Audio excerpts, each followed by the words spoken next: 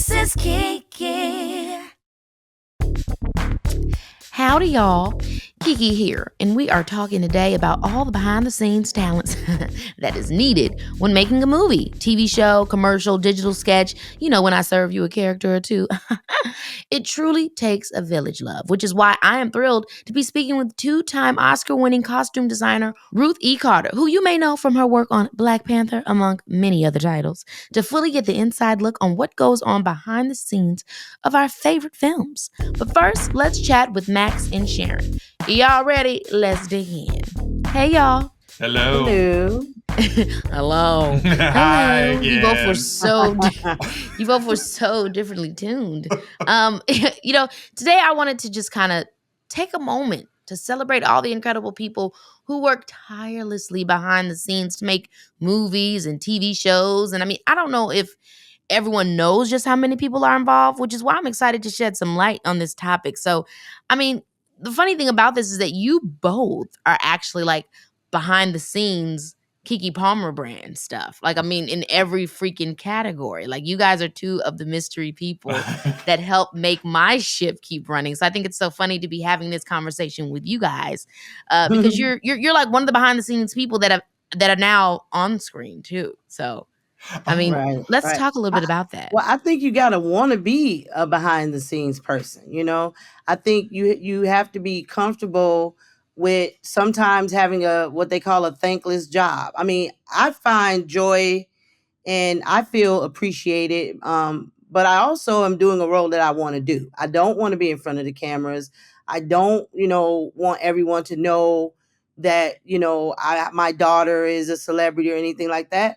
So I don't seek the attention. So I actually like the incognito vibe of it all. I mean, I can already think, if I can speak to you both. For Sharon, it's brand management, acting coach, executive assistant, sometimes chauffeur, Exactly. babysitter, nanny. And then for Max, it's art direction, creative direction, producing, writing, voiceover acting. Oh.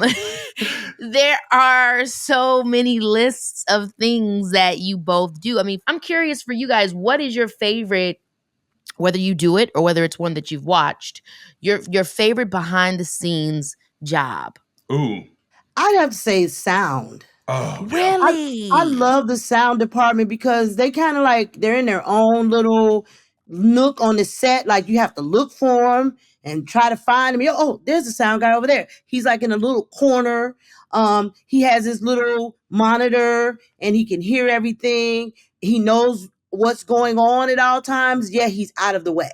That's how I feel I would like to be in life and especially on a set. I don't want to be in the way, don't want to be in the director's way, but I want to hear everything and I want to know what's going on at all times. Yes. Yeah, I agree with you, Sharon, with that. And then, you know what I'm always so impressed with, and this is from Keke working with you, and if it's someone doing a commercial for you or something like Nope, the set decorator, the people that make the world, they're brilliant. Because you can really tell when you look at a project that, if it's set in a certain time or who the character is compared to when people you're like, oh, I'm really in this, or, oh, they just want you to think it's 1960. It doesn't really look like it's a living, breathing set in 1960, Well, I've always wanted a set decorator to design my house. Wait, I'll never get over when you said what you did a great tweet once that it was your aesthetic was sitcom casual, and I'm like, I could sitcom casual. Put a sitcom. I casual. love my house to look like you're in a sitcom. Yeah, I just think that's the cutest thing in the world. Like you walk into the house and you feel like you're on stage.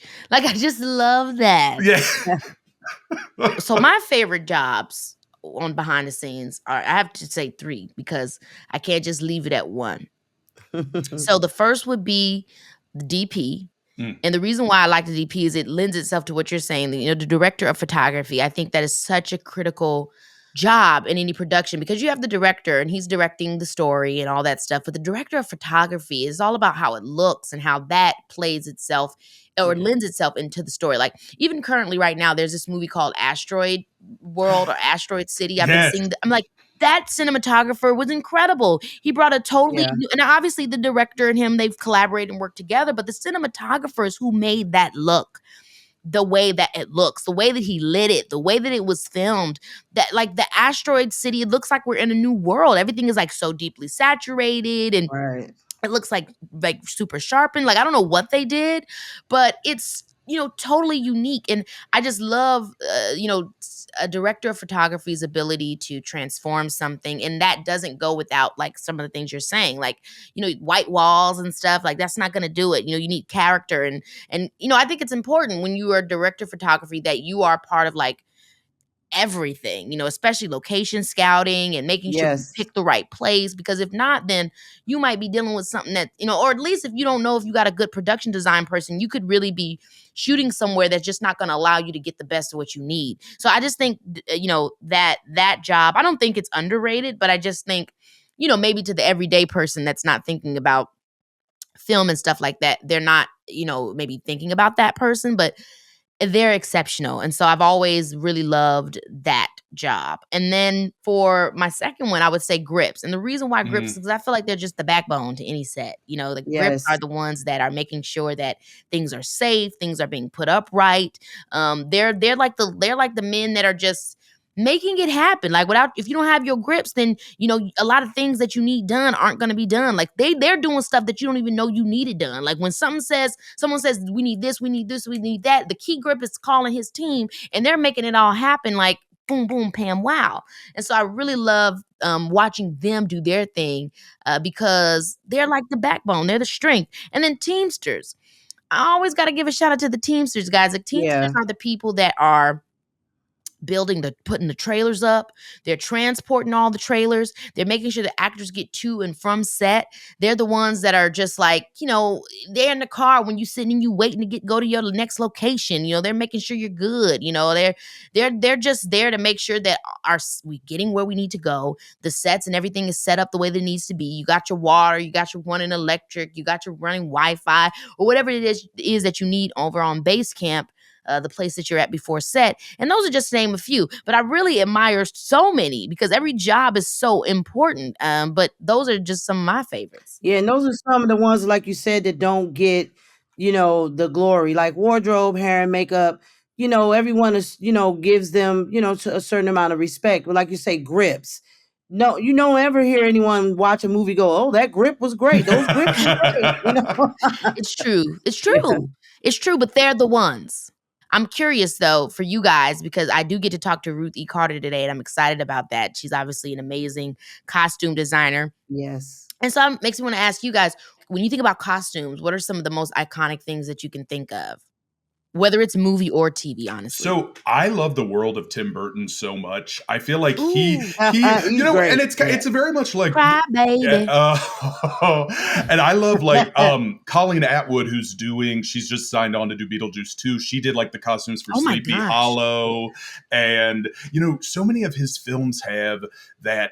It's like they're different, but the same color schemes or vibes, if you will, or aesthetic. Mm. And what I love about that is that the worlds are all different, but you can tell it's the world that he's giving to you under his umbrella. And I mean, like Jordan Peele does that with his Yeah. movies are all so different, but Yeah. he'll work with the same great artists that will give you kind of that same vibe or aesthetic. And I really respect that.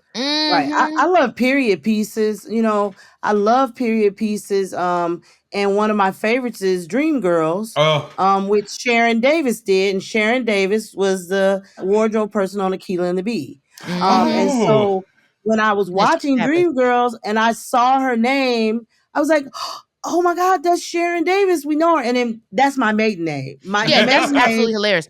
My mother's name is actually, her old name was Sharon Davis. That's hilarious to me. oh, I love that. Right. So I would see. Yeah, now she spells Sharon with an E, and I spell it like RON. She spells it REN.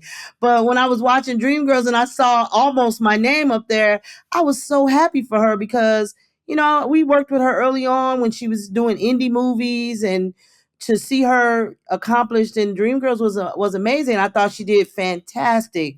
And also as an artist, sometimes, and Keke can speak more on this than me, but sometimes as an artist, you are respected enough by the team to ask your opinion because Keke was very instrumental.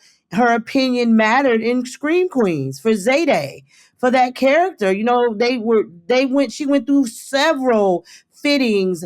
It was very important to Ryan Murphy to make sure that Zayde character was together, and Keke was very instrumental in that. And it was a great, I've actually had a a lot very of great fun. process to go I've had a through. lot of Yeah. fun in my later years of entertaining of being able to have more of a say so when it comes to costumes. Because as a kid, I guess people were just like, she's a kid, you know. But I had a lot of fun with Scream Queens. I had a lot of fun with Nope. You know, I had a lot of Oh, fun with Wednesday and Pimp, and I've had a lot of fun with my characters as I've become an adult, being able to really have fun with that relationship with a costume designer and the actor and coming up with your character. and Kiki Hustlers. Who was the guy on Hustlers? I loved what you two came up with Who for was that. the guy on He was Hustlers? It so was so great. it's so funny. It's so Oh. funny you say Hustlers because I was babysitting Leo. And they were watching Hustlers. I was babysitting Leo the other day, Why would she and I have the baby heard his watching that? mother's voice, and I was like, "Where's Kiki?" Because I wasn't expecting her to come back so soon. And then I looked up on the TV. It was the scene in Hustlers where she was running. But it's so funny. Did I tell y'all? Did I tell y'all how Darius? I guess Leo was crying one day and he wouldn't be, just wouldn't calm down or whatever. And so Darius, he put up a Google picture of me No. while he was feeding Leo, and Leo was just sitting there watching the picture. Oh, Yes, he knows his mama. He oh, really I does. He love knows you. that. He He chose a knows good your picture too, because it voice. was a picture where I was looking beat down, honey. I was looking gorgeous. The face was like it was like the glamorous version of his mother. So he was definitely living for it. But I wanted to tell you guys my favorite costumes. Oh, yes. Okay. So mine are actually TV shows, because I think TV shows can really give such iconic characters. You know what I mean? I know movies can too, but I don't know. I just think it's something about TV that can just create something that's so timeless. So for me, one of them would be Steve Urkel. Oh, Yes, Steve. Hands Whoever down. did Steve Urkel, Yes. that is something we will never forget. You know what I'm saying? Like Yes. Steve Urkel is something we would never forget. So Yeah, Steve Urkel's one iconic. of them. And then the Fonz from Happy Days. Oh, yeah. I mean, that changed the whole generation. Like, Yes. him just lifting up that collar. Yeah. Like, No, and I you're don't know right. if that's just costumes, but I imagine that's probably costumes and an actor's choice. You know what I mean? To just Yeah. kind of like be like, but I just think that that's so iconic. I mean, it was when I think definitely about iconic. costumes. It sold many lunch boxes. You and know what I mean? yeah. Like, I just think that's the coolest thing in the world. Okay, well, you guys are amazing. But now I gotta go chat with Ruth, and I can't wait to hear all about her career and her artistic process. So see you soon. Baby, this is Keke. Today is a special one because I am sitting here not only with an icon, but a history maker, you guys. Okay, she has made history by being the first African-American to win an Oscar for costume design. And she was the first African-American woman to win multiple Oscars in any category. Okay, you have seen her work in movies such as Selma, The Butler, Black Panther, and Wakanda Forever. I am honored to be sitting here with Ruth E. Carter. Ruth, welcome to the show. Hey, Keke, it's wonderful to meet you this way. Well, I'm glad we got to have you on. And it's so cool to be talking to you. I mean, you are remarkable. Your artistry, we've all seen it and loved it. But I kind of want to try to take it back to the beginning. I'm always curious of how people started and how they realized that what they're doing is their dream. I mean, did you always know as a child that you wanted to be in design or fashion or any of that? Yeah, a lot of people think that, I was playing with paper dolls or, Barbie dolls and, had this love for fashion and would and make my own clothes. That's the romantic version. But actually, I grew up in a single parent household and I had brothers who were artists. They were visual artists. My older brother was a painter. My other brother liked to draw with chalks and pencil, and we spent a lot of time together, like drawing and being artists as kids, but our older brother was like the ultimate artist. He was like, none of us could be as good as he was. We were just, chopped liver compared to the beautiful landscapes he was painting and stuff. Wow. And so I had this love of illustrating. And then I discovered a sewing machine in my room. It was like a desk. It looked like a wooden desk, and I would draw on that desk. And then one day I opened it up and there was a sewing machine inside. So I started playing around with, repurposing stuff, because my mother was not going to the fabric store and say, here's like 4 yards of fabric for you to make yourself an outfit. I was like up in the attic, going through bags of used clothes, discarded Right. things, and repurposing my jeans and making jean skirts, and, cutting my jean jacket short and adding patches and stuff. And I was playing around, with a lot of things I would make on that sewing machine. I didn't like, and I would give them away, and But you were playing with designing and creating your own things. yeah, I guess if you want to call it that, I was just doing, what kids do, but it actually did start to manifest a love for textile art Wow. and drawing. And so I feel like as a costume designer, it really did start when I was a kid, and, just like, this purpose. Well, like you're saying, you said something so important, because I think so many of us, when I talk to kids, people try to ask me, how do you figure out your passion? So much of it is what kids do. Mm-hmm. What you're naturally drawn to, I think, as a kid tells you so Mhm. much about what you're actually meant to do. What comes naturally, what you enjoy, what makes you happy, what gets you excited. But a lot of times we do just toss it off as like, oh, well, that was just something that I just did. How Yeah. did you learn to that hey, maybe this is a passion? What made you take it seriously and take it out of Mhm. just being something that you just were doing at home? Yeah, well, I was, really big in theater. My mom would send me Ah, to like Upward Bound program at where are you UMass from? Amherst, from Massachusetts. Massachusetts. Okay. Mm-hmm. Springfield, Mass. And so I was in the Upper Bound program, every summer, and we would have these, performances at the end of the summer, and all our parents and everybody would come up, and, we'd be doing African dance and drumming. And I was in another program called Uhuru Sasa, and it meant freedom now. And we would perform in the grass to the congas. And I was very much into, like creating everybody's like look for those performances, just out of nothing. And Wow. I liked the drama. I liked the theater. I liked the performance, and I thought I was pretty good at it. And I went to Hampton University in Virginia, That's and I awesome. I majored in special education because I wanted to work with theater for the deaf and learn sign language and perform. I was more like, even though I was actually, playing around with like, what everybody's going to wear, Hmm. that was not the focus for me. The focus was Wow. to be on stage. And so I was Beneatha in A Raisin in the Sun. I was Wow. Alberta in Sty the Blind Pig. I made some pretty good parts. I landed some roles when I was in college, and I was like, I know that's yeah, right. I'm going to change my major. I'm not going to study special education. I'm going to study theater arts.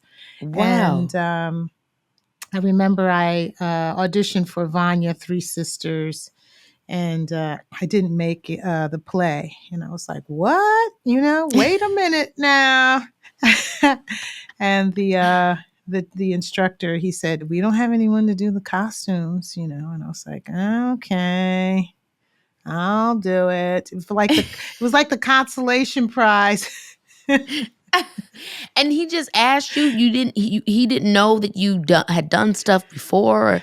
No, I hadn't done anything at Hampton, So he just asked you in a whim. I feel just like on the a universe. whim. I feel like God sometimes is like, little Purpose. trick. Yes. It just Calling. finds you. It Yeah. finds you. Yeah, I think so too. And so you did it for that, and then from there, I mean, because you said, like most artists, you have more than one talent. You also can act, just as much as you love that just as much as you loved design and textile art. So how did you decide to go in which direction, or do you still do both? No, I realized that I could play all the roles as a costume designer, that I would do a character arc for every part. Oh, I would do a wow. color palette for all of the characters. I would understand how their relationships were for all of them. And it was more fulfilling than actually being on the stage. Oh my gosh, now Ruth, let's talk about that because I feel like when I was younger, I really didn't understand the power of a costume designer because I was a kid, so they didn't really lean on me so much, in terms of like what I saw for my character. I think it was Yes. more so their relationship with the director and what he felt the character, should look Yes. like. Me being a child, Mm-hmm. but as I've gotten older, I really started to get into the collaboration that can happen between a costume designer, the actor, and the director. And I just want you to speak to a little bit about, how you can tell a story through costumes and just like how do you even get from Mm-hmm. point A to point B when you're starting that process as a costume designer? Yes, well, beyond like the big picture stuff, there's a color palette, there's a Right. conversation, there's a collaboration, there's an understanding of what kind of movie we're making.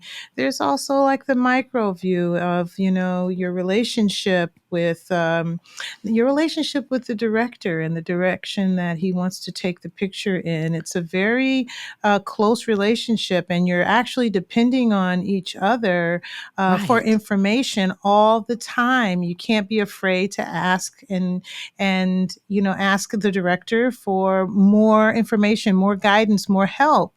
And then there's that relationship that happens with the actor and the costume designer, and I have to understand where, from the inside out, where the actor is going, what they're feeling, And so I'll ask questions like, what are you doing there? Like, why are you there?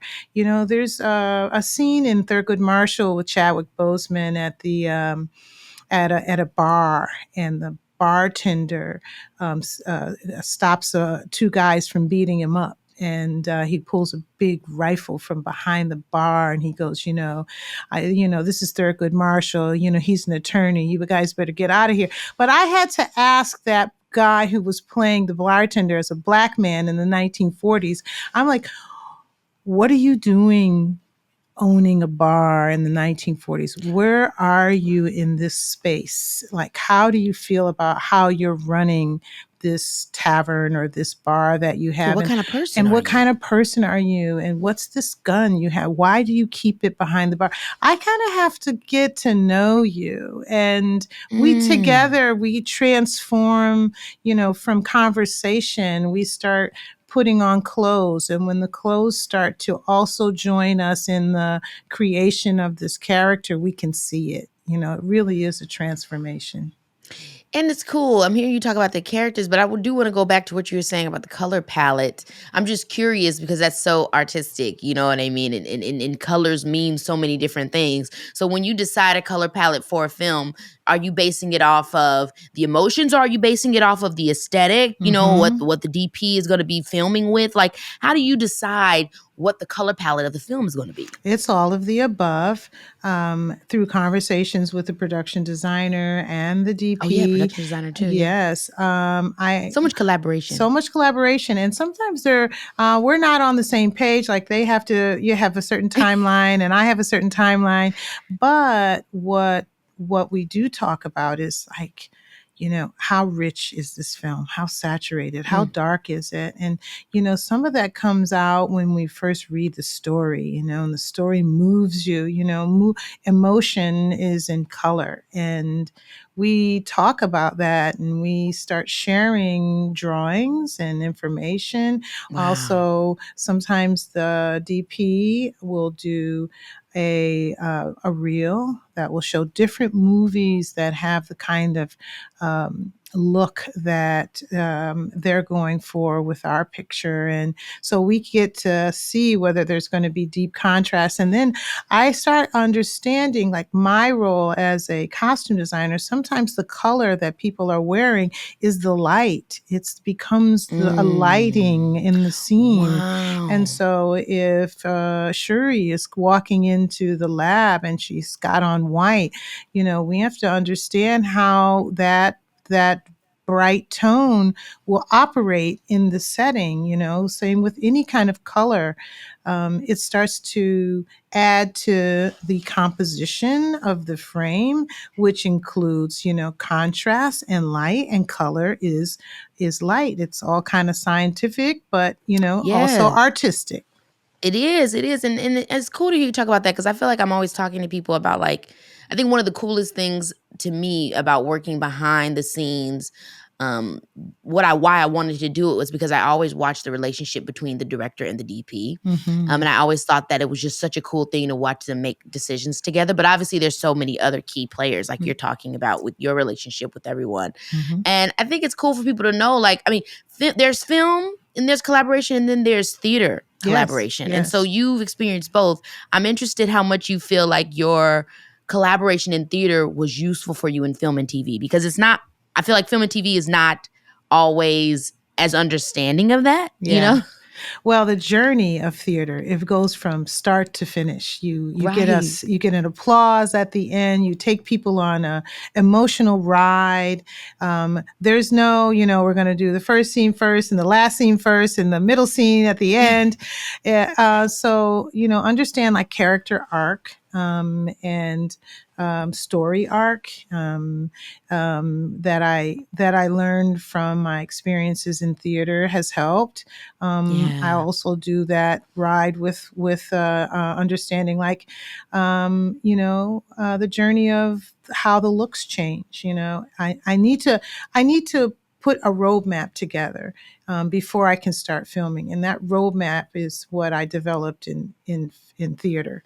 So it really does, connect, even though we're shooting it out of order. I'm always amazed. Actors like you and Angela and the ones I have worked with, like, how did they know to be so quiet in one scene and then so bold in another? And then when you see it edited together, it's like brilliance. But it's So, so funny. What's so funny about artists of all kinds is we all do the same things. Like you're mhm. talking about, we asking questions. We're asking ourselves the questions. We're asking ourselves the question about the scenario, and that's what all builds to the choices that we make. And we don't always know that they're the right choice, which is why we do lean on the director and see where they're coming from, or even have conversations with our fellow actors, and we're informed by how the actor's responding to our lines. All of that, it is what informs us on what we should do. It's interesting though, it really is a relationship, and it's so fun when you get to be a part of something where you feel comfortable enough to like just have fun with it. You know what Yes, I mean? and you're Just go bringing for it. something to the table. Like any relationship needs, both parties to bring something, positive to it. You're not walking up and saying, "I don't know, what do you want? I don't know."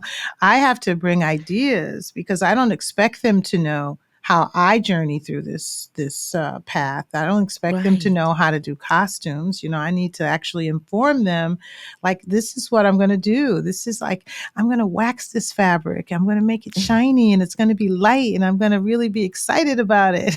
Yes. Well, you've worked on some projects that could be intimidating to some, a lot of historical projects, which means this is a time period and Mhm, there's a lot to take into account there, and you want to get it right. And mhm, and then franchise stuff. mhm. When things are from comic books, people have a certain, we want the Expectation. expectation. We want the uniform. This isn't the way that it was in 1990. So I'm so curious about how much of that do you do what is expected, but then also as a creative, and as, hey, we're doing it in this time and we're doing it telling this POV.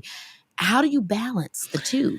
Well, it's with Wakanda Forever and Black Panther, we had a wonderful leader in Ryan Coogler who understood Yeah. us from the start and supported us as artists. I was pretty intimidated on the first one. I'd never done a superhero film before, and everybody who had done one was trying to tell me how it's That is so done. exhausting. I'm telling you. And I, at first, was like, oh, okay. really? Oops. Okay. Well, I'll try it your way.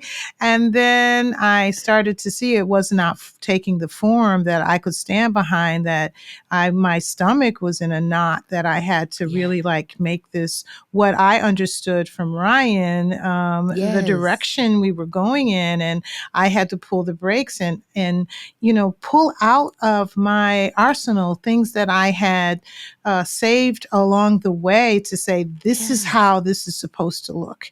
This is how man-made this is supposed to look. This is the artistry of this project. And I understand what you have, but this is not what we're And doing. I'm curious, Ruth, how much of that was also trying to explain culture?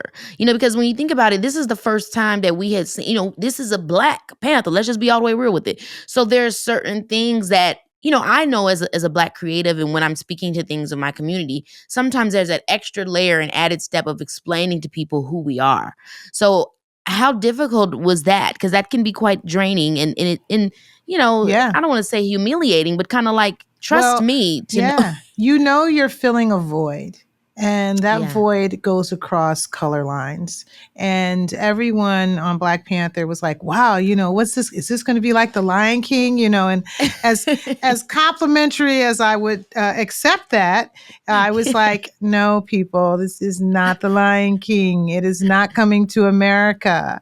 Right. We are doing something completely different, follow me. But, Yeah. it was just, and once it came out and, it did all that it did, Wakanda Mhm. Forever was still, people felt they knew Wakanda. So they were coming on. I was like, Yes. yeah, I can work for you. I know Wakanda. I know the look. And I'm like, okay, but we're showing the river province this time. The river province is a little bit different than what you might expect in Oh, Wakanda, and I love it. Hannah Beekler, as passionate and as wonderful as she is, she's so intelligent. She's our production designer.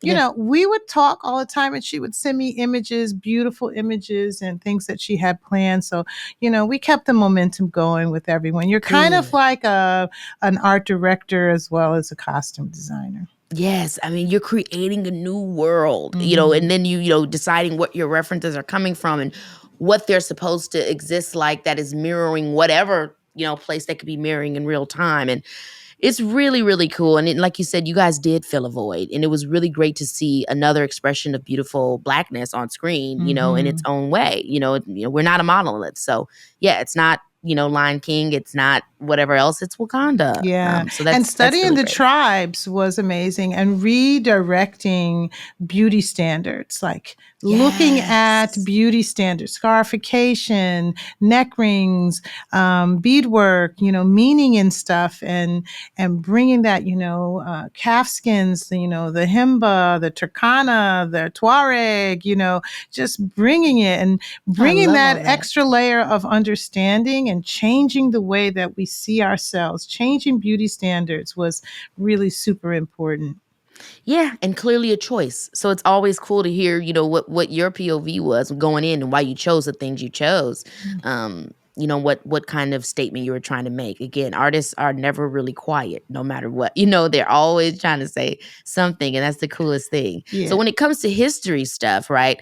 You know, what goes into it? Obviously, you have to stay true to what was happening in the time, but there must be certain hemlines or certain buttons or certain, collars that represent something in a particular time period. Like this is what a child would wear, or this is what a, schoolgirl would wear. How did you discover, how much reading and research did you have to do to make sure you were putting the right tie or buttons on the right Yes. person? Oh my goodness. It's a little bit of everything. With Malcolm X, I first went to the Department Incredible. of Corrections, and I wanted to see his files. I wanted to see his Really? letters, and had an appointment, and I went to Boston, and I sat in a cubicle, and I had a stack of files in front of me, letters he had written to the commissioner. I really just want to get into the person. And then for the world building, you really do look for what's hot, what was hot, like in the 20s,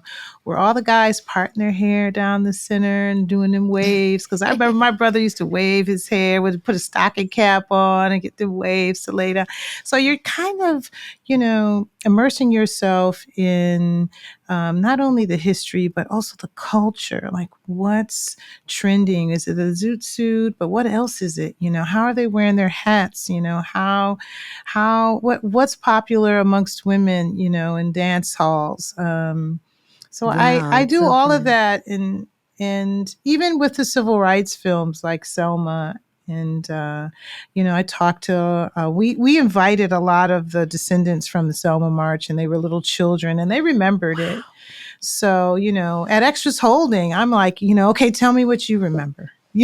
Oh my gosh, I love that. Yes. And so when I get out there, I feel like I'm representing them. I'm representing what they remembered Amen. about, the event. And they told me how the women and the children were towards the back, and they remember being really scared, and, just stuff like that. It feels like it has nothing to do with costumes, but it does, because It does. it helps me make choices. It helps me get It tells the emotional. story. Yeah. And it tells a story.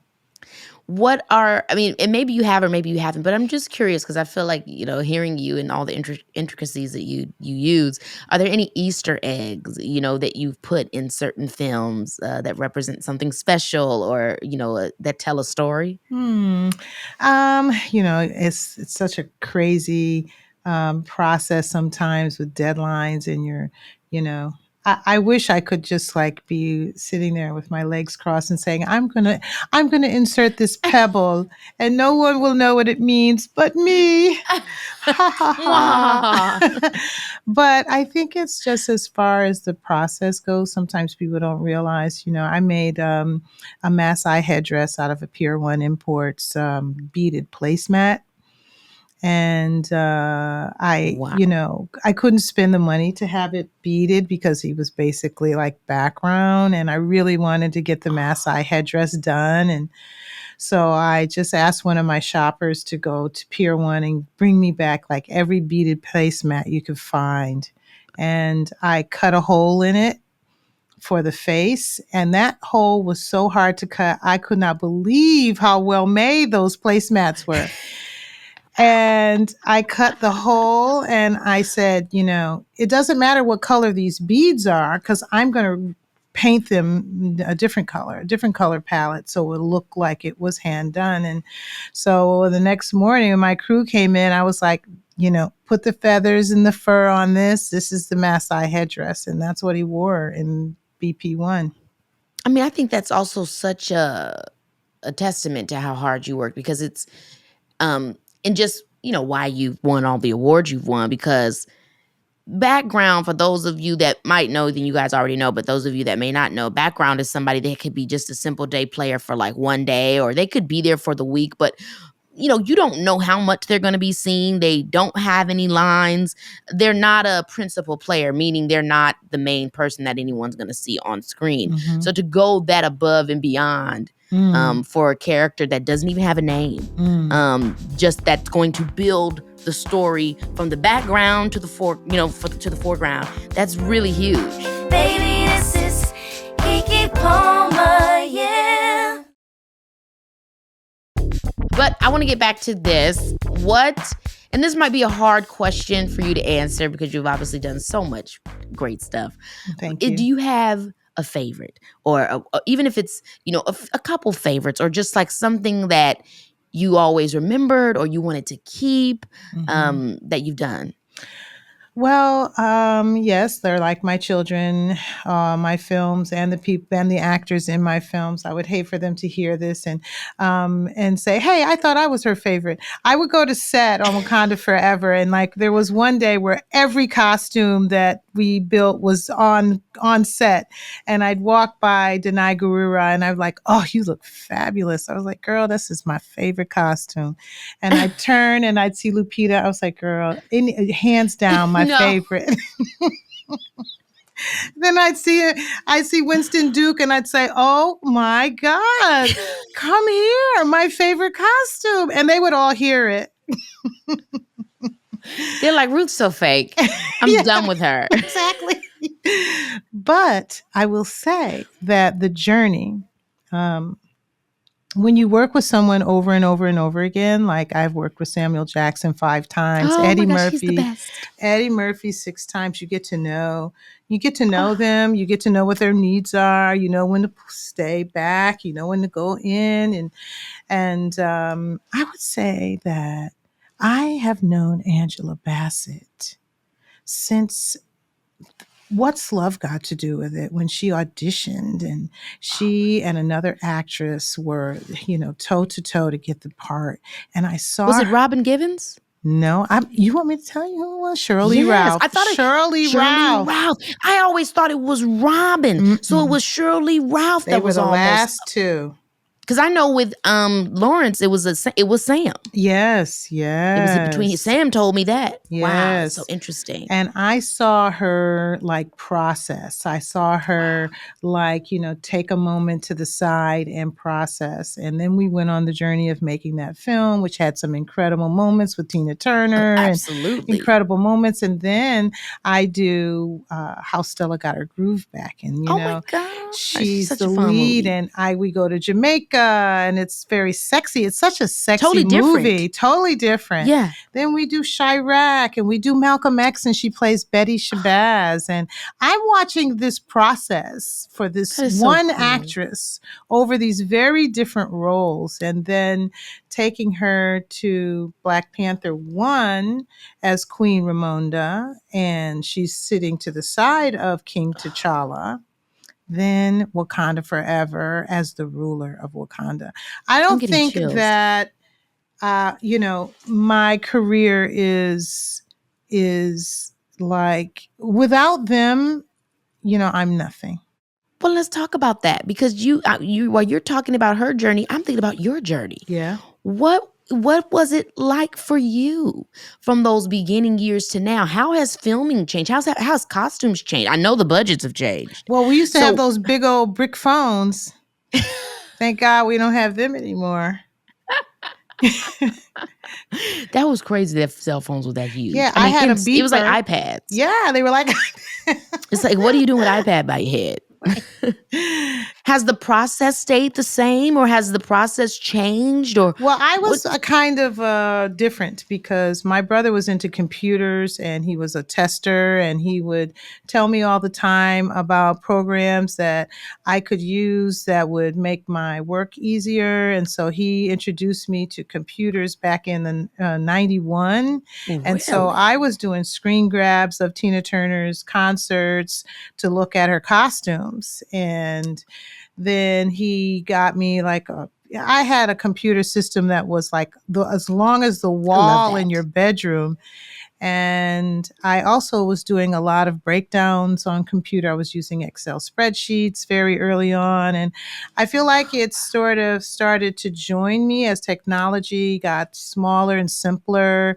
I was able to adapt, but I already knew how to use Adobe Photoshop and Illustrator. And I knew how to do layouts and do decks and things. I was doing those very early on with these computer programs and in classes and computer classes because I love the idea of immersing technology into my work. When I'm hearing you, I feel the exact same way. I love practicality, but I do love technology when used properly. And I Yes. love how it can be supportive to you, when you are creative and just the merging of the two. It can be just so awesome, that relationship. So it's amazing Yeah. to hear that you were already ahead of the game. I was trying to be, my brother Yeah. gave me this gym and I was using it. And he was my tech advisor and he'd come up from Massachusetts to my office and tinker around with my computer to see what was going on. And I was the only one really doing that. And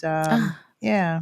Well, another thing I like to ask successful people, because I think, no matter what category you're in, from art to tech to TV to whatever it is, there are certain things you have to sacrifice. There's time and effort that you have to put into your skill. What do you think? How much did it take for you to become who you are, to be Ruth E. Carter, traveling, time away from your family, what do you think was the greatest sacrifice for you to be this successful? Yeah, the sacrifice is very real for me. Yeah. Um, and I moved to LA. I had no family there really. I moved in with in-laws, my brother's in-laws.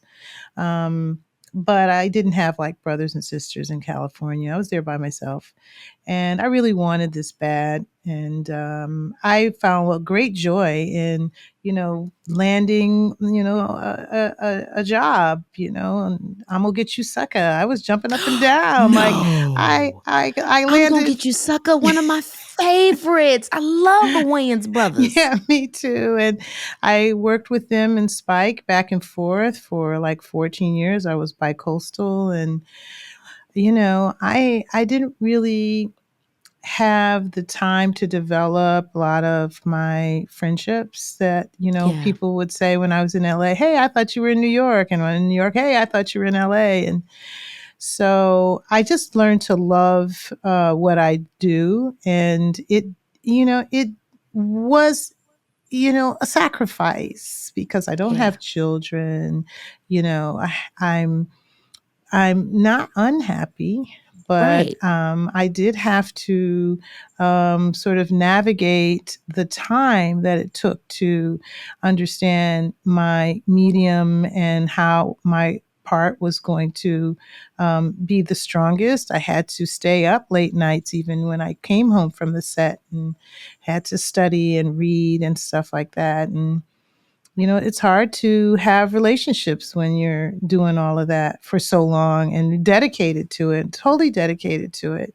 And there was a social outlet because I was with Spike Lee in the beginning, and he would have sneaker jams at the Puck Building in New York. And, Yes. we all had to wear like Air Force Ones and stuff. And we we're like, wait, I want to wear some heels. But everybody had to wear sneakers. And that was fun, but still, like I was going Yeah. to them after, you know, 14 hours of work, 5 days a week, and like, not having the time to go and get my hair done. I'm just Right. showing up. I think that's so important to say because from the beginning, you said this was fun and something that you loved and something that came easy to you. But I do think it's important. And I say this all the time because I love performing and it's something that's come easy to me. But that doesn't mean it didn't take sacrifice. That's right. It's a beautiful industry that we get to work in. And obviously it comes with perks. We talk about sneaker parties with Spike Lee, premieres and whatever else, that Right. people could think is cool. And it is cool and fun. But you are most usually overworked, Yeah.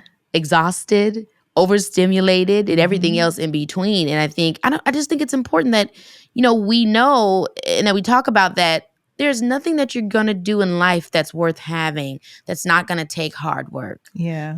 And sacrifice. That is honestly the name of the game. Even when it's something that you love, Yeah. it still's going to take a lot. I would say I sacrificed my childhood, but I'm very grateful to be where I am today. Yes. And, it's okay that I didn't get to go to the prom and whatever else, and all the other social awkwardness that I have. But that's what it took, so. Yeah, and I think as an adult, I now understand that a lot better than I did on the journey.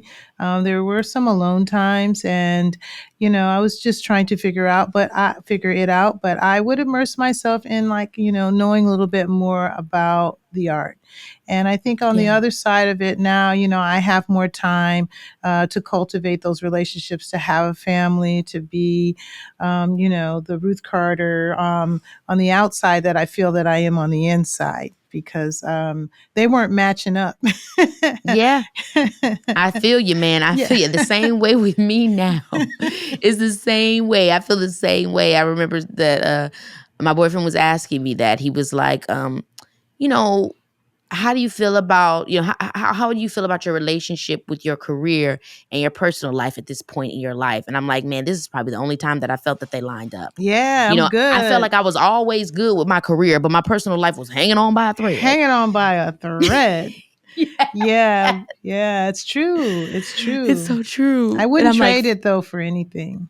And that's the thing. That's how you know that you're doing the right thing, because this is where it messes up, right? And this is where I think where when we think about the populace, that's like, oh my gosh, what am I doing this and why am I doing this for? Is that no one wants to sacrifice everything for something they don't believe in. Mm-hmm.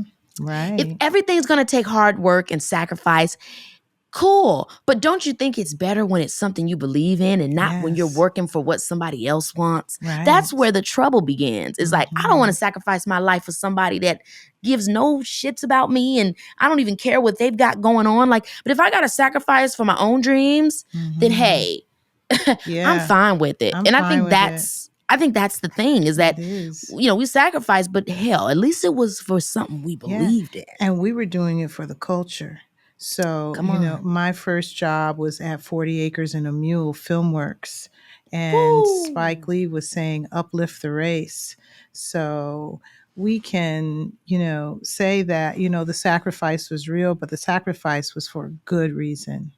Yes. Well, my last question, I wanted to be towards that, because I started a network called Key TV, and so much of it is about doing short films, scripted, unscripted, giving entertainment. But a huge part of it is about taking that just entertainment layer off of the entertainment industry and letting the kids know about what is possible behind the scenes, becoming a costume designer, becoming a DP, becoming a production designer, becoming a sound engineer. There's so many jobs So that I think many young Black people creatives. need to know. They need to know about Mm-hmm. it.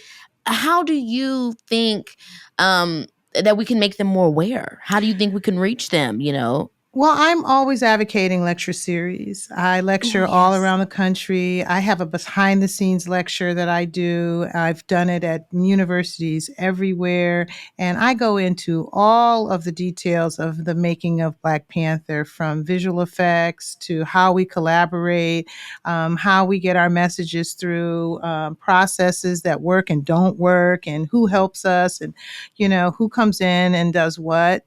And I think it's eye opening for them. They enjoy it, and I'm always advocating for lecture series to not only have me there, but to have other behind the scenes Yes. people join me in a lecture about their work, because we all love talking about it. Hmm. And I think the opportunity, now with social media and everything, people are a little bit more aware of what's going on behind the camera. Not as much detailed, but they know that there is a presence, and you can write and direct and produce and, discover your story in certain ways with your iPhone. So they are now, the windows open, the doors open, and I think that lectures are a great way to enlighten new creatives. Well, I love that, and I love you for doing that work, and I can't wait to talk to you the next time. You are amazing. This has been a blast, Yes. seriously, and just congratulations on everything you've accomplished and for being a beacon of light. Oh, thank you. And someone asked me recently, who have you not worked with that you really would want to work with? And I said Keke Palmer, because she knows what to do with a good costume. Oh my gosh, what? That is the coolest thing in the world, and I do feel like it's a long time coming. So we're gonna get our time soon. I hope. Yes, one day, one day. Thank you. Thank you. Oh, what an inspiring woman. I love these type of conversations, because I don't know, now I'm about to go watch Black Panther, with a different eye this time. Nothing but Ruth's going to be on my mind. So that'll be exciting to see what I find. But as always, our episode comes to a close, and we are going to play Here For It or Nah. Max, what kind of questions do you have for me today? Okay, Kiki, so today we're going to do a little throwback to Child Star episodes where we give you different career options to pick from. But this time, I'm going to be giving you different entertainment industry jobs, and they all take place behind the scenes. Are you ready? Yes, I do. Okay, here we Yes, I do. Yes, I am. yes, Yes, I do. I do. First, would you rather handle all the numbers and budgets and be a line producer, or would you rather be responsible for the look of the movie as the director of photography? Director of photography. I don't want to really think about the money. No, no, Mm-mm. no. That gives me a headache. Yeah, same. Two, would you rather live a life on the edge and be a stunt woman, or be an intimacy coordinator and run all the sexy, spicy love scenes respectfully? I want to help people get their freak on. I'm kidding.